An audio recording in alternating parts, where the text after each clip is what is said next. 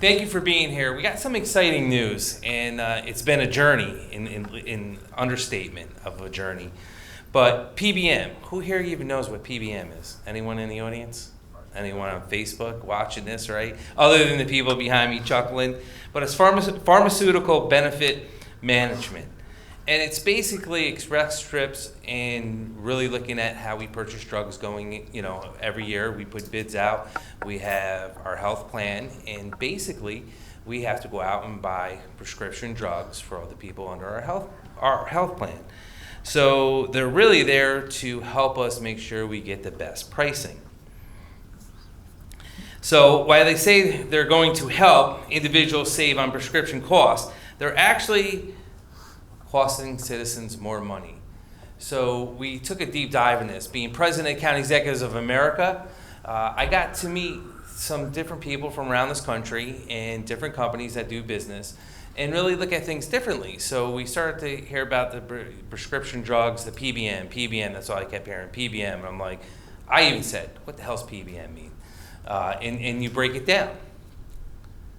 Went back to my HR director, Jen Clement, talked to her about it, and then I bring Gavin in, and we start talking about it and trying to figure it out. And we started this journey in 2020.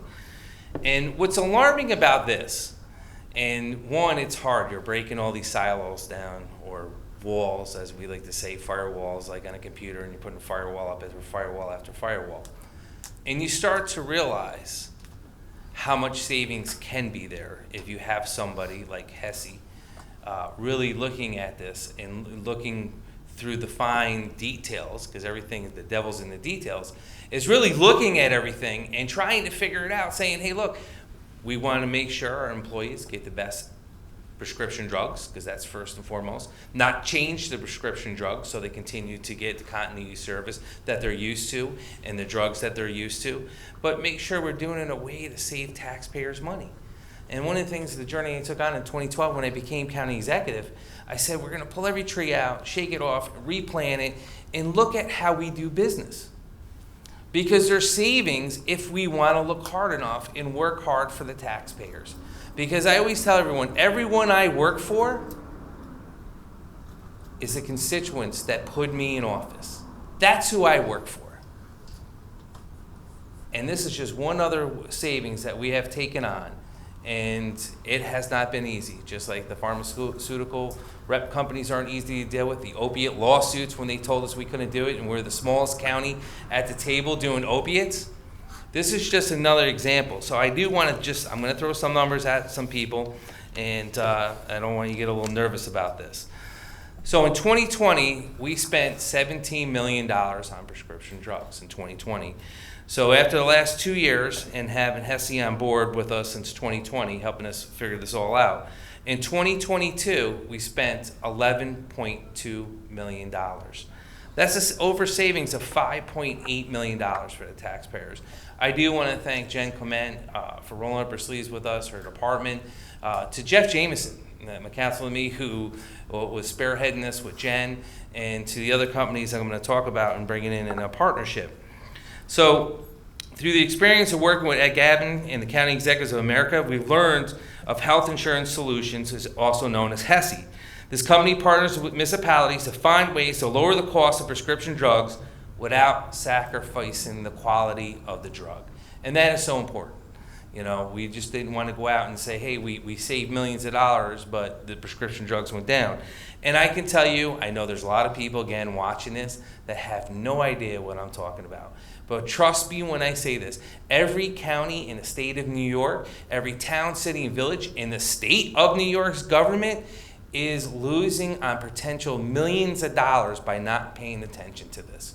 We have not just helped the taxpayers of Albany County, but we've helped other counties across this great country to have savings. Because if you don't have a good watch group, like these fine people behind me, making sure they're going through everything, who's going to tell you when you get a rebate check? Who's going to tell you when you're entitled to something? You go to CVS, you go to Walgreens, you go to Rite Aid, you go to your pharmacist, you walk in there and you'll say, oh, they got a rebate on this drug.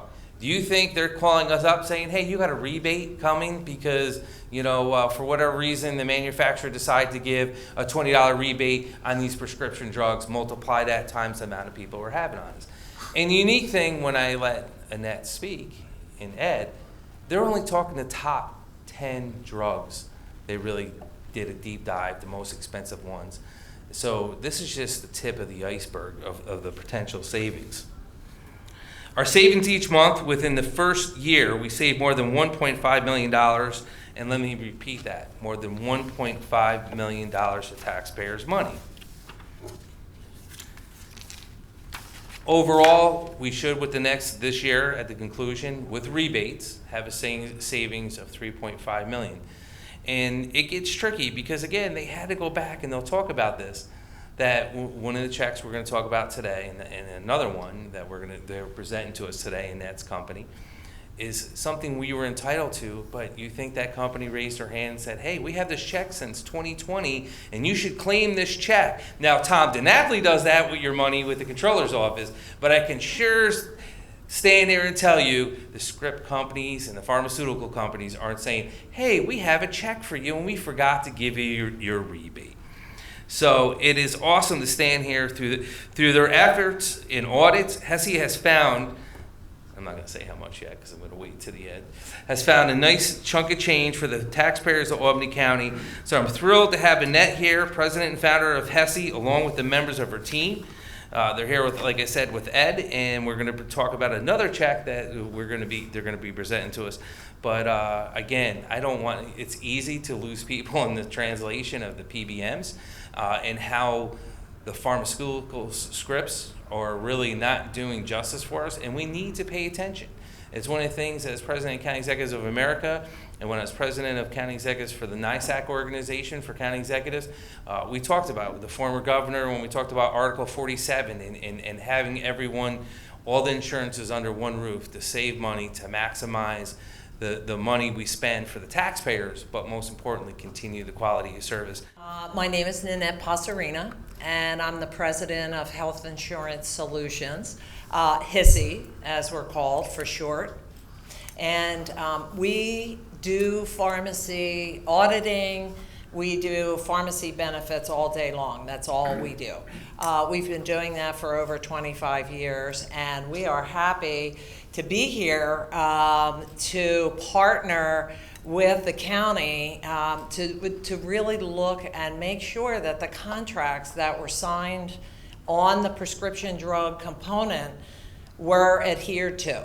And we've been doing this for a long time, and we did discover a few things, and we're just working forward to continue to bring the lowest cost numbers for the pharmacy benefit plan.